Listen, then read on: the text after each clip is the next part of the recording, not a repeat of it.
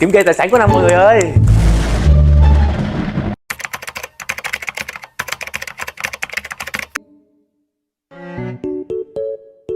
Sao vậy? Sao nữa vậy? Nữa hả? Quá trời vậy. Còn gì nữa không?